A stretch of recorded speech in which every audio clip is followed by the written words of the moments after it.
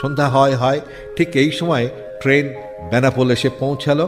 Train থামবার পূর্বেই আমি নেমে পড়লাম।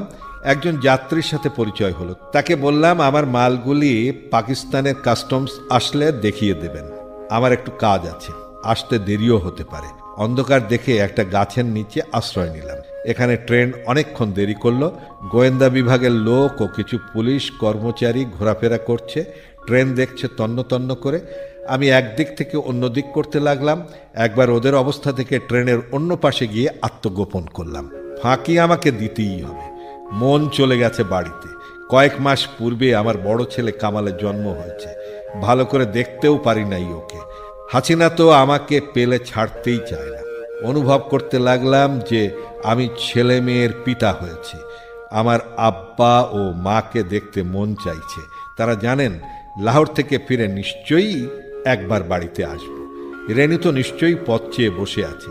সে তো নীরবে সকল কষ্ট সহ্য করে, কিন্তু কিছু বলে না বা বলতে চায় না। সেই জন্য আমার আরো বেশি ব্যথা লাগে।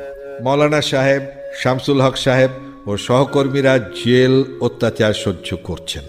তাদের জন্য মনটাও খারাপ। কিছু করতে না পারলেও তাদের কাছে যেতে পারলে কিছুটা শান্তি তো পাবো। ট্রেন ছেড়ে দিল। আস্তে আস্তে ট্রেন চলছে।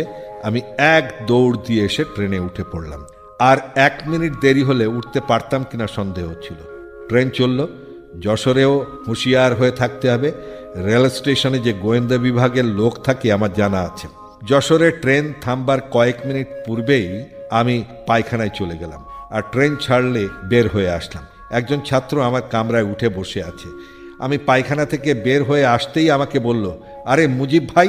আমি ওকে কাছে আসতে বললাম এবং আস্তে আস্তে বললাম, আমার নাম ধরে ডাকবা না। সে ছাত্রলীগের সভ্য ছিল।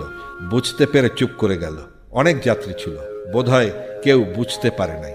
আর আমাকে তখন বেশি লোক জানতো না। ছাত্রটি পথে নেমে গেল। খুলনার অবস্থা আমার জানা আছে। ছোটবেলা থেকে খুলনা হয়ে আমাকে যাতায়াত করতে হয়েছে। কলকাতায় পড়তাম। খুলনা হয়ে যেতে আসতে হতো। রাত 10টা বা 11টায় হবে এমন সময় খুলনায় ট্রেন পৌঁছালো।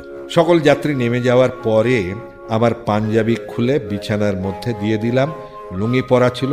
লুঙ্গিটা একটু উপরে উঠিয়ে বেঁধে নিলাম। বিছানাটা ঘাড়ে আর সুটকেসটা হাতে নিয়ে নেমে পড়লাম। কুলিদের মতো ছুটতে লাগলাম জাহাজ ঘাটের দিকে। গোয়েন্দা বিভাগের লোক তো আছেই, চিনতে পারল না। আমি রেল রাস্তা পার হয়ে জাহাজ ঘাটে ঢুকে পড়লাম। আবার অন্য পথ দিয়ে রাস্তায় চলে এসে একটা রিকশায় মালপত্র রাখলাম। পাঞ্জাবিটা বের করে গায়ে দিলাম। রিকশাওয়ালা গোপালগঞ্জের লোক আমাকে চিনতে পেরে বলল, ভাইজান না? কোথা থেকে এইভাবে আসলেন? আমি বললাম, সে অনেক কথা পরে বলবো, রিকশা ছেড়ে দাও। ওকে কিছুটা বলবো, না বলে উপায় নাই। গোপালগঞ্জের লোক কাউকেও বলবে না, নিষেধ করে দিলেন। আমার এক ভাই ছিল, সে খুলনায় চাকরি করত। তার বাসায় পৌঁছলাম। ঠিকানা জানতাম। রিকশাওয়ালাকে দিয়েই আমার মামাকে খবর দিলাম। মামা খুব চালু লোক। সকাল 6টায় জাহাজ ছাড়বে। মামাকে জাহাজ ঘাটে পাঠিয়ে দিয়ে তার নামে প্রথম শ্রেণীতে 2টা সিট রিজার্ভ করালাম, যাতে অন্য কেউ আমার কামরায় না উঠে। আমার এক বন্ধু ছিল, জাহাজ কোম্পানিতে চাকরি করত। তাকে খবর দিলাম। সে বলল যে জাহাজ ছাড়বার ঠিক 2 মিনিট আগে যেন আমি জাহাজে উঠি। জাহাজে ওঠার সাথে সাথে সে জাহাজ ছেড়ে দেবার বন্দোবস্ত করবে। জাহাজ ঘাটেও গোয়েন্দাদের আমদানি আছে।